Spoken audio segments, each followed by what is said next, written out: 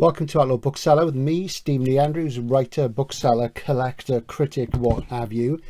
And I've lured you in to my latest recent reads reviews video by mentioning Blindsight by Peter Watson. Don't worry, not Peter Watson, Peter Watts. I've got Ian Watson on the brain because whenever I think of big ideas in SF, I tend to think of Ian. But we are going to talk about Blindsight. This is the UK omnibus edition of Blindsight and Echopraxia, which is known as Firefall.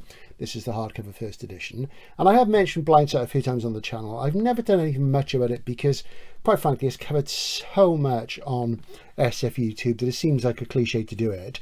But of course, you get tons of views if you do. So I'm going to mention it. But I want to talk about it in terms of how it relates to some other books, which are more neglected, which I've been reading recently. And I did a quick revisit and reread some of it because it is very good. So we're going to talk about that in relation to the other books we're going to cover today. And so I hope everybody's okay out there. Thanks for your recent views. So we'll sort of plunge right in. And the trouble with Blindsight is that in the UK it's had rather a spotty publishing history. And if you get this omnibus edition of Firefall, which is available in paperback, has been for a long time, and I stock and sell it where I work, you sort of realise that really Blindsight in the UK is more of an online phenomenon because it's been so difficult to get. If you work in a bookshop that's able to get imported American copies, which strictly speaking you shouldn't because you're breaking copyright law, because the copyright in the UK is held by Head of Zeus for a hardcover, and I can't think who does the paperback. But the point is this, is that there hasn't been like a singleton paperback of Blindsight for a long time, and I noticed that not many people have read Echopraxia, its quasi sequel, which I know both I and John at Sci-Fi Scavenger, we've both read it twice and we've both said that we in lots of ways prefer it. So maybe sometime John and I will talk about that online. That'd be a good thing to do. So anyway, it has had a spotty publishing history, and actually in this edition Peter Watts writes an introduction which is an apology and an explanation as to why it's been such a mess. But the real point is that Blindsight has been quite a phenomenon. It came out in 2006. It's now 18 years old and it comes up on SF YouTube all the time, as I say. And really, it's based on the idea of first contact with it's set in a largely post-human future, some centuries from now, with many people having undergone a kind of Strauss or Ken MacLeod style Greg Bissell rapture of the nerds, where they've uploaded their consciousness into software instead.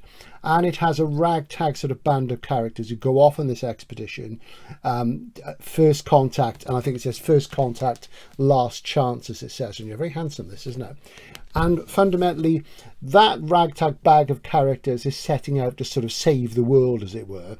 And it's comprised of a resurrected vampire, cloned up in the way that you would reboot woolly mammoths from the ice and tundra, remaining DNA because these vampires became extinct back in human prehistory, of philosophical zombies, more on that later on, neurodiverse characters, and so on. So, you know, read it writ large as outsiders, a ragtag band of outsiders.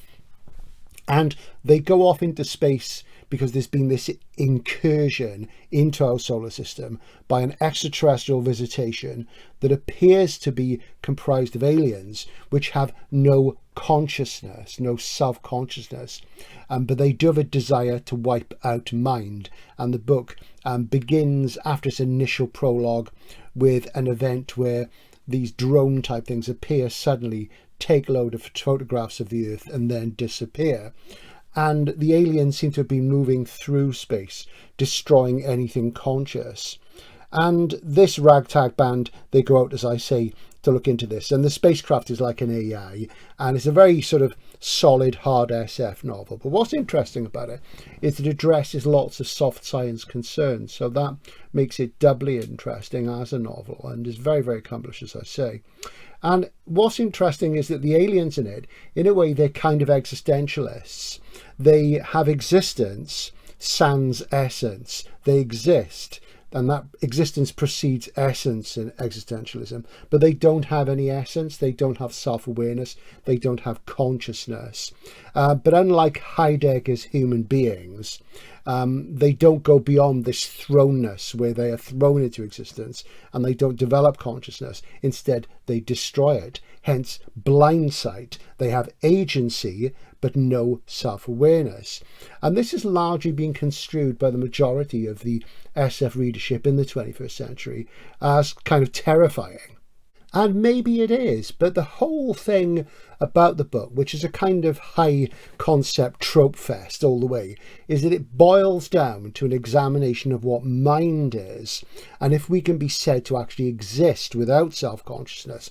So it's a dizzying blend really of hard biology and philosophy, because Peter Watts is a marine biologist and he's really adept, and the biology in the book is fantastic, and the way he uses that in terms of framing the soft science questions about awareness and reality and consciousness is absolutely fascinating and really good. The vampires are interesting because they have a problem with right angles.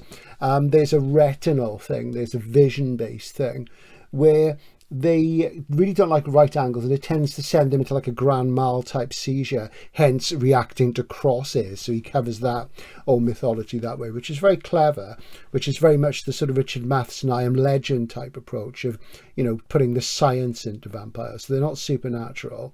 And when they go into these seizures, they have a grand mal type thing and a fugue state. And of course, he goes into the thing that because they evolved during human prehistory as a variant of human beings, but they need human blood, they would have been doomed anyway, because of course once they'd wiped us out, they would have had any prey.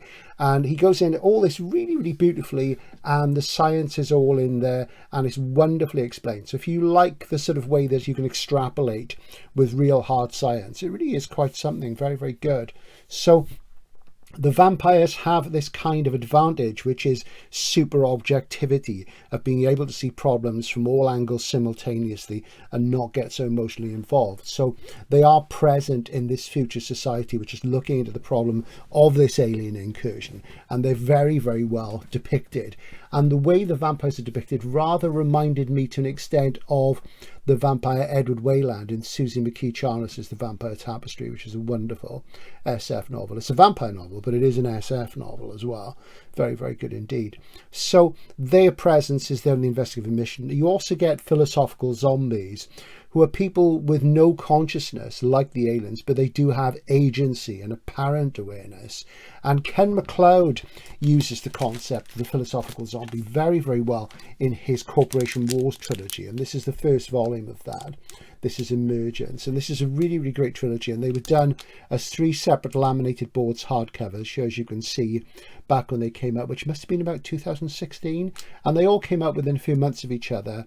And then there was an omnibus paperback, and I really think these books have been underrepresented. I've put them in at least one of my charts on the channel, and I think they're really good, and I think they're Ken's best books personally. I really love them, though I will admit there's some of Ken's work I haven't read. I've read a lot, but not all of it. So if you're interested in that, so if you like Blindsight, you want something which is a bit more political, then I'd certainly go with Corporation Wars. Really, really good stuff. They're great hard SF books, and Ken's got a really good solid left-wing heart, which I really sort of go for, and he's Scots, and did an event with him once. Lovely guy, and of course he's guest of honour at the Worldcon this year in Glasgow, which is cool. Not that I'll be going, but we'll cover that another time. So you have these different outsiders confronting these aliens, and I'm not going to go into lots of detail because you will want to read it for yourself. But to sum up, you know, this is a very fascinating, multifaceted, hard SF novel that uses the author's knowledge as a marine biologist to explore soft science questions of philosophy, which to me is central to modern and postmodern SF per se. The question of what is real, how can we know what reality is? And this whole thing about perception, for me, in my view, is the most important issue in modern SF. And that's because, you know, that's why I've always been so interested in writers like Philip K. Dick, Christopher Priest and J.G. Ballard, the whole idea of what is real and our subjectivity versus the reality, whatever that is, of the outside world. And does our consciousness create that reality? And what's here, he brilliantly puts the inner space into outer space. And that in itself shows how SF started to move forward in the 1980s when it took on the mantle of the literary quality of New Wave from the UK and melted it with hard science. And we started to see that in cyberpunk. It had been there, people like Delaney and Selazny to a degree. It had even been there as far back as Bester, with stories like The Pie Man, and really sort of move it forward. So it's very, very much a contemporary tour de force, and one that you really enjoy if you haven't read. In its focus on looking at questions of perception, Blindsight is like many other SF works, you know, and most notably of late, I would say the book which I would say is comparable to it, which is quite different, but which you should read if you haven't read it, and if you enjoyed Blindsight, is Adam Roberts' The Thing Itself, which is there in its first edition. There was no hardcover, which was a disgrace. I've mentioned this book many times on the channel. Again, it's in one of my charts, and for me, it's probably the best pure SF novel of the last 10 years or so, and The Thing Itself is fantastic stuff, and it's becoming better and better known, largely I think because I've mentioned it quite a long time and people are picking up and reading it, and I sell it all the time in work, and people either come back and say I loved it or they don't come back at all. But that's the way. People often don't come back anyway. They're passing through and they buy things and they're from a different city, what have you. But The Thing Itself for me is a subtler, funnier, yet no less devastating take on alien contact and on Kantian reality.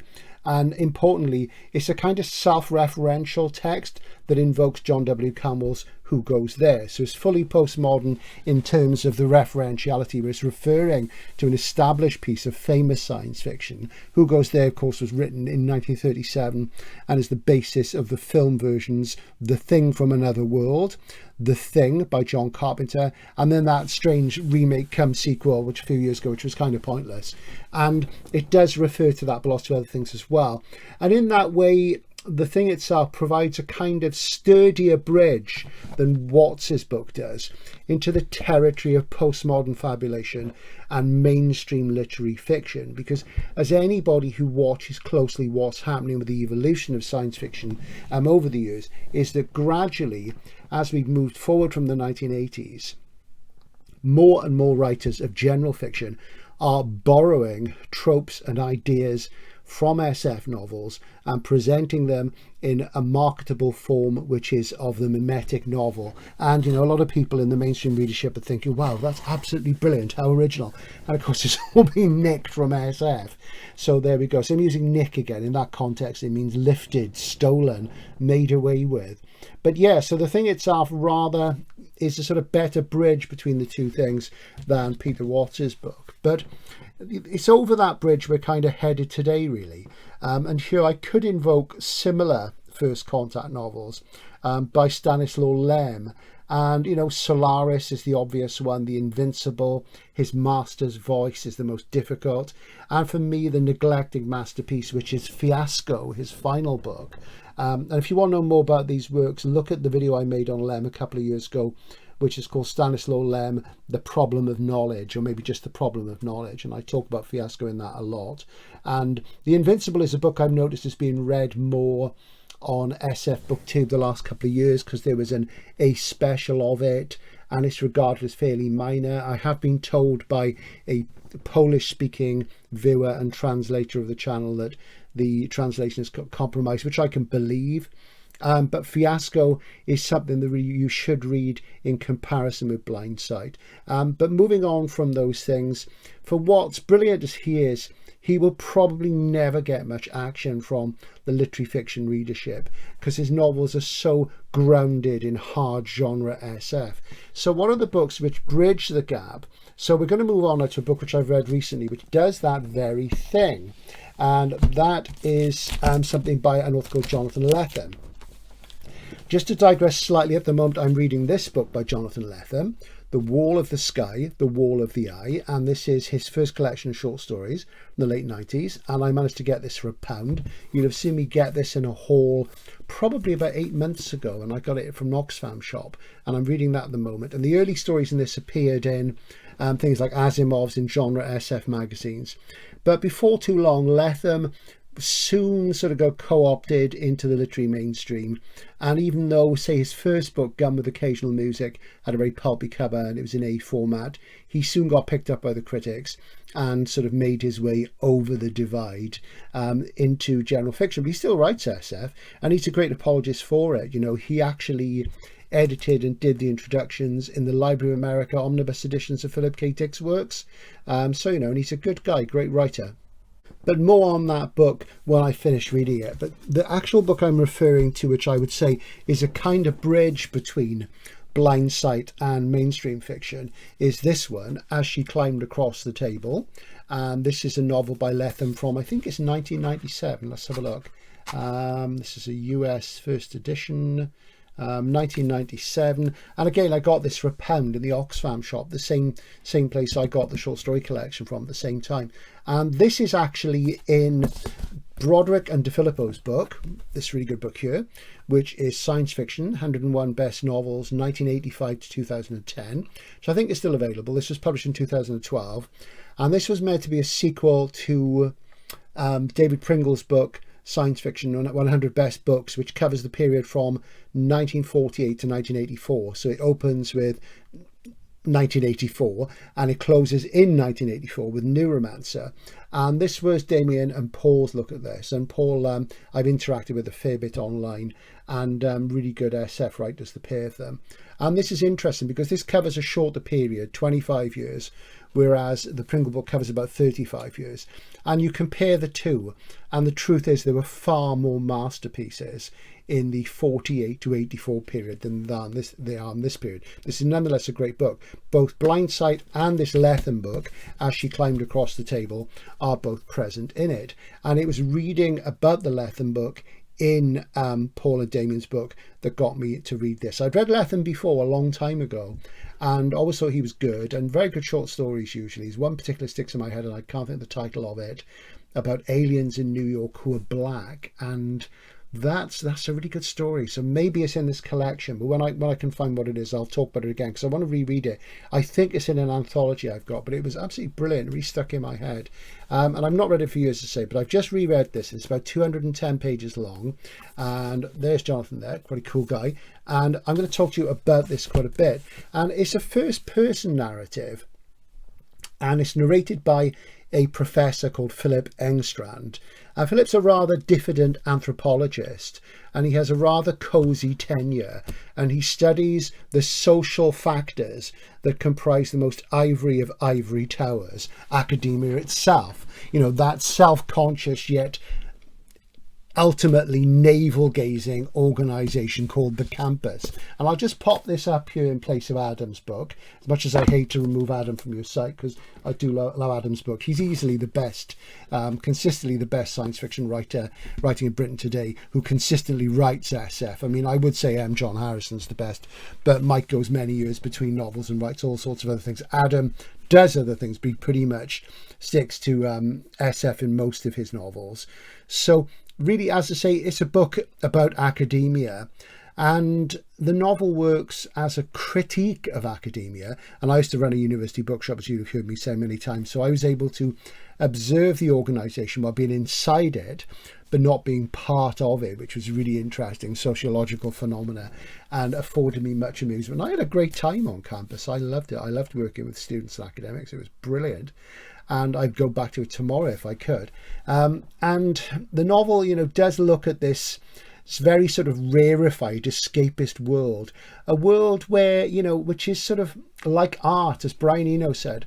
Art is a bit like, you know, if you work in art, you can crash your plane and walk away from it. You can do an experiment, it can go horribly wrong, but you can walk away from it. Nobody's hurt. There's no consequences.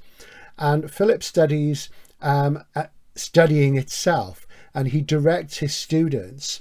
How's that for poor students? He studies studying and students.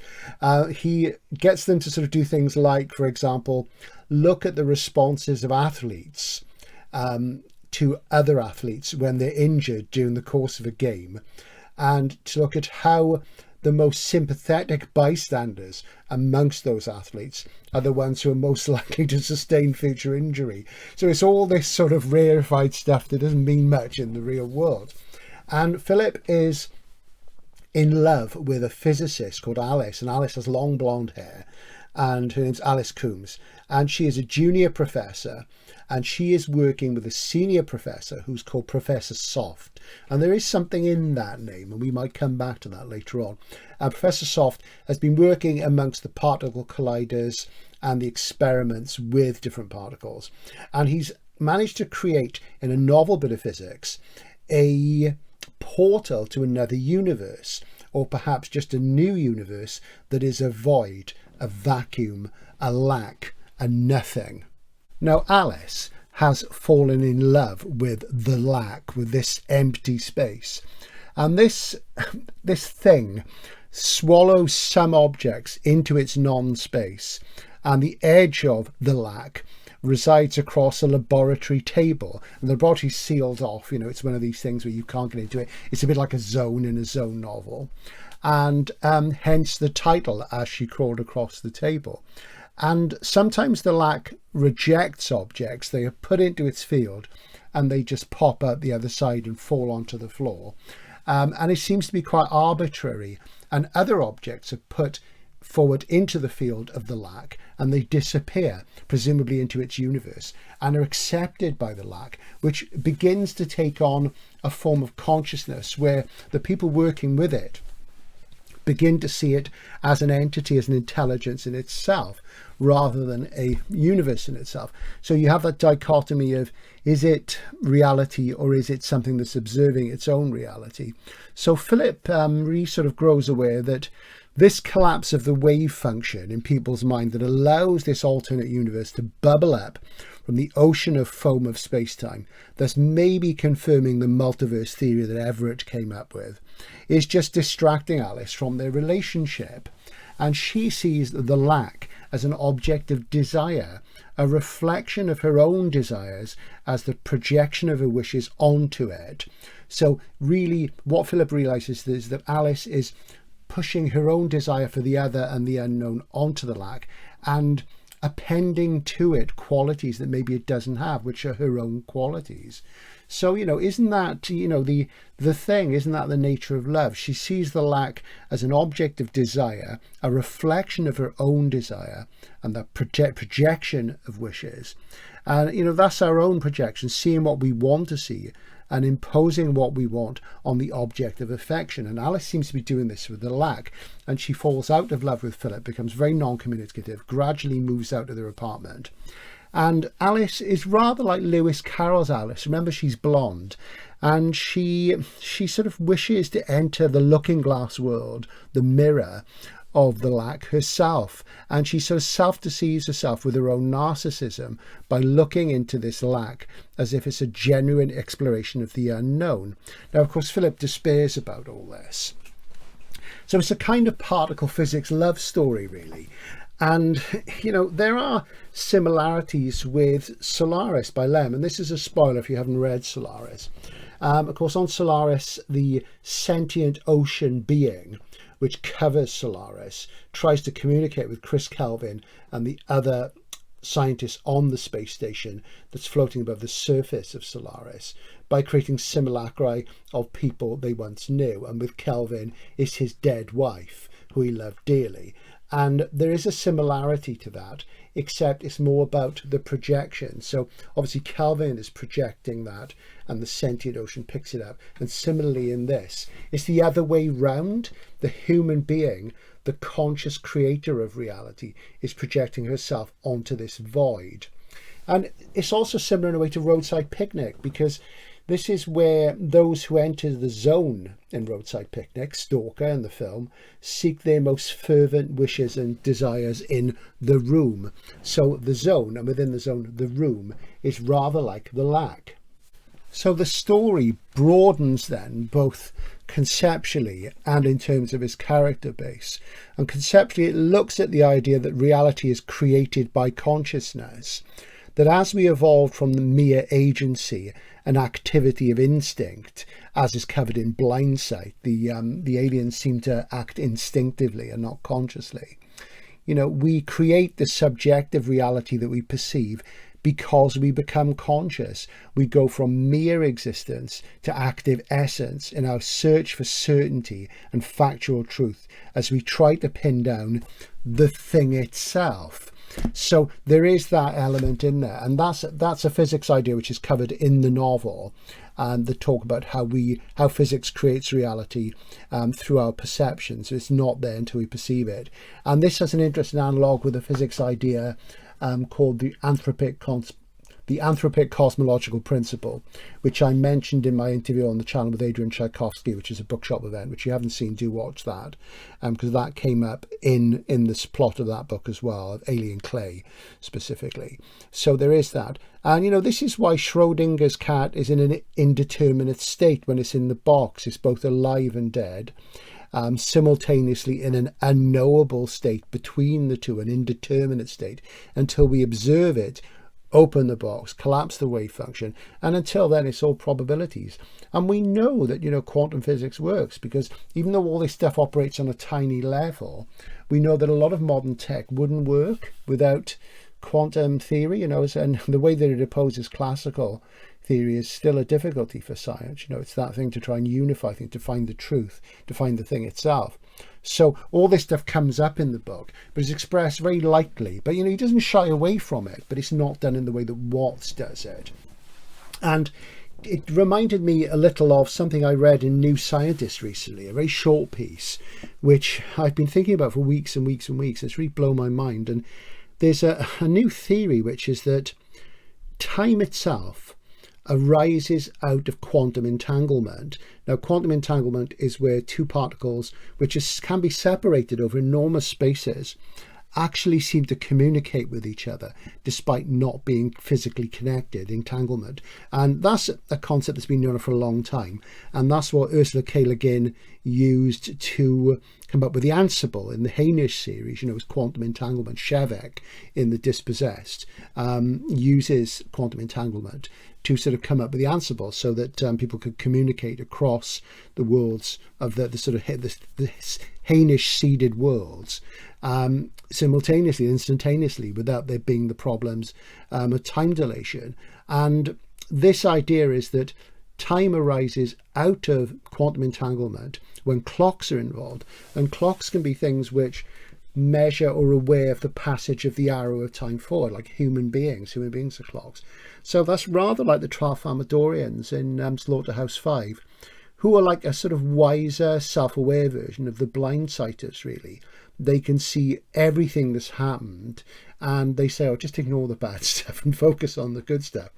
But in As She Crawled Across the Table, Alice slips further and further away from Philip, who is feeling increasingly jilted, and he realizes that she's going to try and climb across the table into lack to see whether it accepts her, and hence the title. And she is, well, I'm not going to tell you what happens, but other characters enter the mix at this point. There's Braxia, an Italian scientist, who is the kind of bête noire of Professor Soft. Professor Soft, even though he created the lack, is getting pushed aside by Alice, and he is having a sort of crisis of confidence and a softness as you see him sort of collapse in on himself. There's a very funny bit where Soft and Philip go for a haircut together at the same time. I don't know why. It's the sort of real world detail that that Lethem is really good at, which often escapes genre SF writers, that often doesn't come up in saying hard SF, but comes up in mainstream novels. And Braxia is a bit more enigmatic. He is the theorizer. He introduces a lot more theory in terms of the physics into the book. There's also a sex therapist who pops up, who desires Philip. And you're reading the book and you're thinking, mate, just go off with her. You know, she's going to be much, much better for you. And he is attracted to her, and it's quite interesting. But he discovers her through the fact that these two strange characters turn up. And I'll come on to them in a moment. They're really bizarre. But it is the interaction of all these characters as they try and explain and contain the lack, which is what makes the book very entertaining.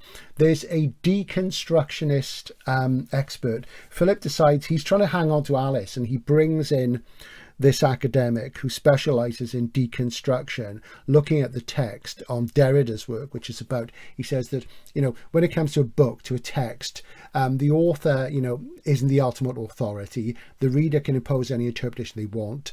The genre doesn't matter. It's all falling apart, and we just must look at the text itself, and we've all got our own subjective interpretations of it.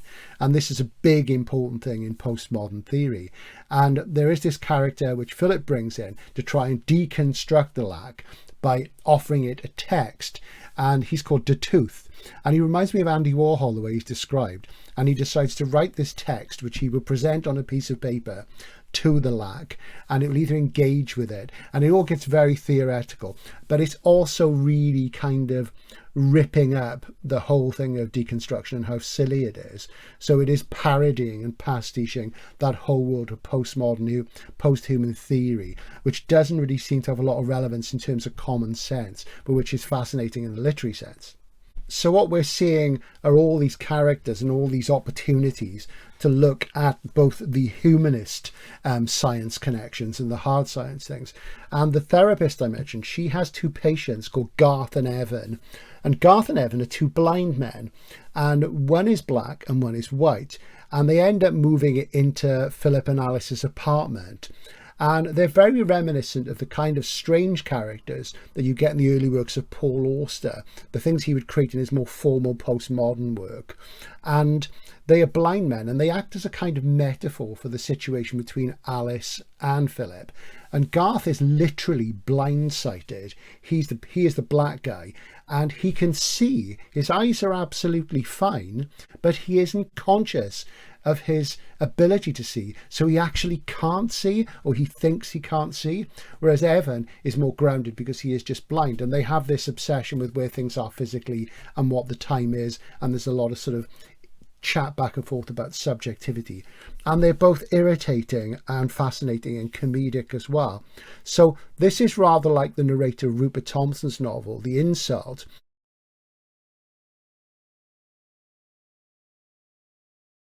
who is struck blind, but then he discovers he can see at night, or he thinks he can. You'd have to read the book to find out. But Evan simply cannot see, while Garth can, but doesn't realise he can. And Alice cannot see that the lack will always, always be apart from her, that she is this reflection, and she's not a desirable enough other. She's not alien enough to interest the lack, or at least that's one interpretation. So Lethem really is more like Paul Auster in bed with Georges-Louis Borges than he would be somebody like Gregory Benford or Peter Watts. And his work's very easy to read. It's amusing, it's smooth, you kind of slide through it. And I enjoyed it enormously. It's a great fun book, and I do think it's an important one. And it does show the way that SF has infected the mainstream. And even though the book is now over 20 years old, it still feels pretty contemporary to me, I have to say. Apart from the lack of mention of mobile phones and stuff, it still seems pretty much now. And that again shows how culture has slowed down as technology has sped up. And it reminded me of a book I read once called Consciousness Explained by Daniel C. Dennett, who's a very sort of famous philosopher and cognitive neuroscientist, I think. And I read this book and he didn't explain it to me at all. I was more baffled at the end than the beginning, but it was a good college try, as they say. So if you struggled with the kind of beetle-browed hard SF of Blindsight and Echopraxia, do try As She Climbed Across the Table instead. Or try it anyway, even if you like Blindsight, give it a go, because it's a great fun book. Which brings me on to my next review, which is of The Singularity by Dino Buzzatti, presented here in NYRB Classics, New York Review Books Classics. This came out a couple of months ago, and I read it a while ago, and I'm a big fan of Buzzatti. If you've heard me talk about him on the channel before, he wrote an amazing book called The Tartar Step, which has also been republished by NYRB in a new translation as The Stronghold. And I'll pop a link at the end of the video to my video about The Tartar Step, which is a kind of literary fantasy, and it's probably the best book I've read this this century. Certainly the one that has the most personal meaning. It would be in my top 3 books I've read this century. It dates back to the 1930s. This is from 1962, and this is a new translation. The first translation of this into English was back at the time, and it was then called Larger Than Life. And when you see the title in Italian, I think a direct translation would be The Giant Machine. And I was really looking forward to this. And because I'm a huge fan, as I say, and MYOB have been doing quite a lot of Buzzati stuff, and I was really, really keen to see this. Funnily enough, that drawing on the front is by Buzzati, and it's from his pioneering graphic novel, which is called, he said as he dropped the stand, what's the graphic novel called? I've got it. It's called Poem Strip, and that's from an MYRB, and that's from the early 60s. It's really, really good, and it's a real, and it was published as a single thing, not as a comic. It was a graphic novel when nobody used that term, and yeah, very handsome. I think you'll agree. He's a talented artist as well, and again, it has similarities to the other books I've been talking about. We move from the Italian scientist Braxia to another Italian scientist in this, who's a very unassuming academic, another professor, and he's summoned by the Ministry of Defence in the country he lives in, and we assume it's Italy. And he has to attend a secret project in a remote wilderness of mountains, valleys and forests. And he's wondering, what is this? And nobody's telling him anything, but he's told it's very important. He'd be well paid. He take his wife with him. And it has a kind of Strugatsky vibe to it a bit as well.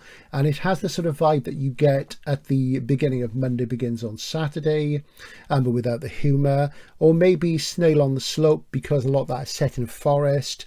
And it doesn't have the self-obscuring nature of Snail on the Slope, which has dual plotting, and it's kind of an irksome book to me. And you know, you can understand why when you read about what it was actually about and how they had to put it together under the communist regime. But to me, that was a failed experiment for Strugatsky's. So it has that thing. So it's that European feel. And when the scientist, the professor, gets to this area and he's seconded in a little house in the woods, there's another professor lives nearby in another little house in the woods. He discovers there's this huge white wall, and it recalls the fortress that the main character is stationed at in the Tartar Steppe, and it's which is the edge of a wasteland. And in this book, the white wall is around a gorge, a deep valley. And this gorge is full of white buildings of different shapes and sizes, which are all connected and linked. There's towers, there's blocks, and there's apparently what are aerials, except they seem to be almost alive. And it's absolutely massive. And the first sort of aspect of the mystery is gradually revealed to our hero, and he discovers that the project is a massive computer. It's an AI, and it has been designed by another academic who has this secret desire to beyond the sort of stated object of the experiment, which is to see if they can create a consciousness with a soul which is the equivalent of a human soul. So it's an AI novel, and this is 1962, remember. So he has this desire beyond that, which isn't revealed, and there is a secret beyond that, which is a bit more mystical, and it's very, very impressive up to that point. And there is a similarity to the Lethem book, to Actually Climbed Across the Table, because this other professor has a secret about love, and it's to do with that. And it's at that point for me the book didn't really come through as strong as I wanted it to. So without revealing the climax and the denouement of the Singularity, I did find it to be a disappointment. Currently, MYRB are using different translators for each book in Buzzati's oeuvre they're doing. And they're doing another one later this year, which is a big short story collection. And this has created a rather uneven feel across his oeuvre in their imprint. And my suspicion is that the tone of the translation of this book is too melodramatic, and I was expecting and hoping something chillier and a little bit more pulled back. But, you know, it's a book which starts with an interesting and enigmatic feel and ends perhaps with too much passion and too much boiling blood. But then perhaps I was projecting my desire for the sort of book I wanted onto the Singularity, and obviously the term the Singularity is similar to the lack in the Lethem book as a singularity as well. And you know, I just wanted a book like the Tartar Steppe too much, you know. And as I'm always saying, the problem with our response to SF is often our own personal expectation of it. And SF is usually at its best when it doesn't fulfill familiar desires, but in which it overturns our expectations and is the most stimulating and cognitively dissonant.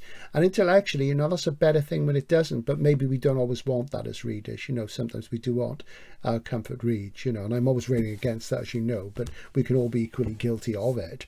So, to finish off, a book again which has some similarities from a different period is Wolfbane by Pohl and Kornbluth, which was first written in the late 50s.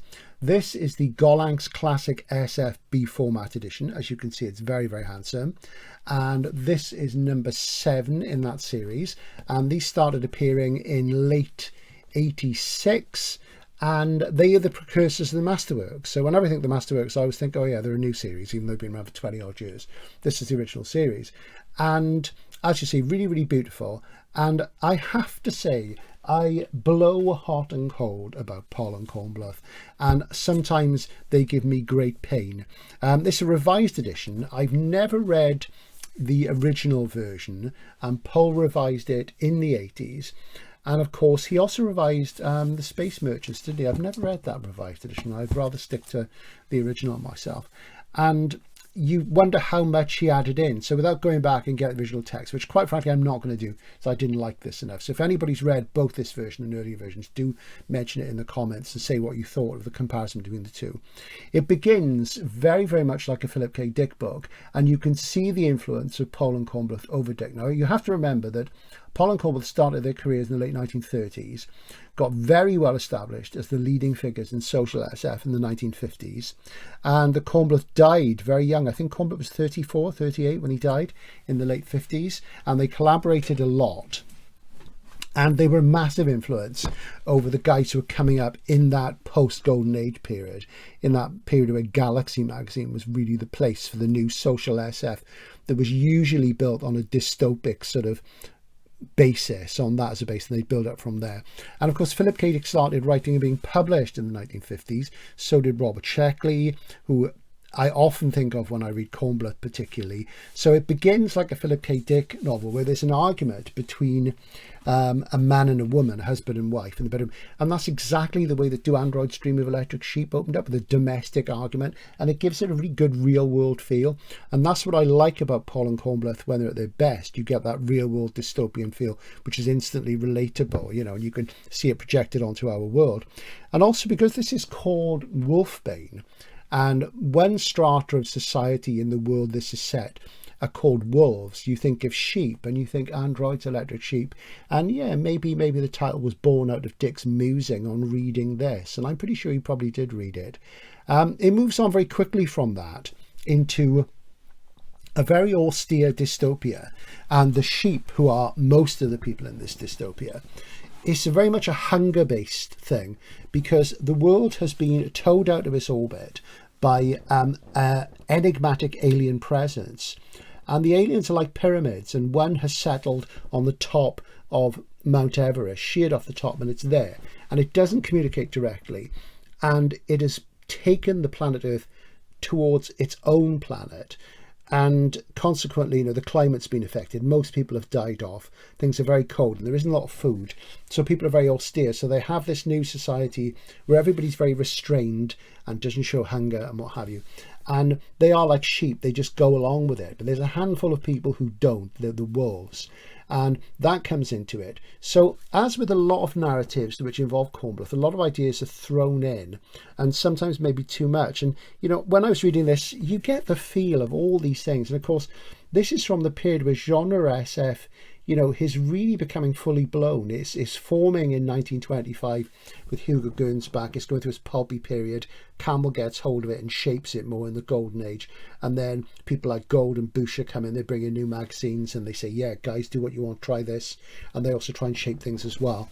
And, I could feel the influence of Henry Kuttner's Mutant, of the weirdness of early Van Vogt, of Sheckley's episodic knockabout dystopian satire. And I could see all this in Kornbluth. And I always feel that with the two of them, Kornbluth was the kind of court jester and Pohl was the guy maybe who tried to put a little bit more sort of structure on things. And I don't know enough about their background in writing in terms of what they did. I'd like to read more about their interactions. Actually, I've read some, but I do wonder about this, because I find with Kornbluth that he is problematic for me. He can be absolutely brilliant, but sometimes he's just too silly and floppy. And if you look at Gladiator Law, for example, he gets very, very feverish and rabid. And, you know, I may be wrong, it may be Pohl, but having read Pohl's Singleton works, aside from Kornbluth, I get a different tone from them, even though Pohl is horribly inconsistent as a writer, I think. You get Bellytown in Gladiator Law, which is the sort of dystopian run-down place. And you can see that as an influence over Philip K. Dick, when Dick talks about Kibble and the universe falling apart in Ubik, that sort of thing. And it's a bit too satirical and a bit too floppy for my liking. So you have this dystopian society against the backdrop of this at a distance alien domination. And obviously the pyramid aliens are using Earth's resources for their own ends, which are obscure. And the central character, he breaks away from society. He is about to be put to death, and he discovers a new society, and it becomes part of a hive mind. I won't go into detail because the ideas in lots of ways are stunning, and there's tons of them. But you can see how somebody who isn't used to SF would really have a problem taking it all on board, because it all seems very excessive and jelly-like. And there's an awful lot of elements to it. In some ways, it's absolutely brilliant. And Pohl obviously updated the scientific parts of it, I would say, based on the reading of it, because it did seem quite sophisticated. But also, it kind of lacks something as well. It lacks credence and credibility for me. And I just found it too wild, but not wild in a way that was challenging and stimulating sociologically, just wild in a way that was kind of silly. And that's the issue I occasionally have with Pohl and Kornbluth's works, really. So it didn't resonate with me. Maybe it's just me. And the point where this intersects rather with Blindsight is with the alien pyramids. They have a kind of anti-consciousness, and you realize that they are not living beings in the same way that the people in the story are. And in that way, they could easily be the precursors of the non-conscious aliens in Blindsight. So that's for you to have a look at yourselves. You might have your own ideas. So if you enjoy Blindsight, you might want to read Wolfbane as a hard SF book from a long time ago, published in the late 50s, revised in the 80s, to compare and contrast. So you see, I hope throughout this video, despite its sort of ramblings, it's given you an idea how these ideas recur and recur again within SF, and why they're important ideas in themselves, the question of what is real, and how this interacts with physics and physics ideas about how our consciousness and observing of quantum states affects the outcome of what is otherwise just a load of probabilities. So there's a probability, I guess, you like this video. I guess there's a probability you won't. Let me know as ever in the comments below. Thanks for watching. I hope to get another video up soon, which will be looking at a particular publisher. And there are a couple of things I've been working on editing, which are location shoots. I haven't had a lot of time recently. There's been a lot going on here at home. But I hope you enjoy this, and I'll see you again soon. Bye for now.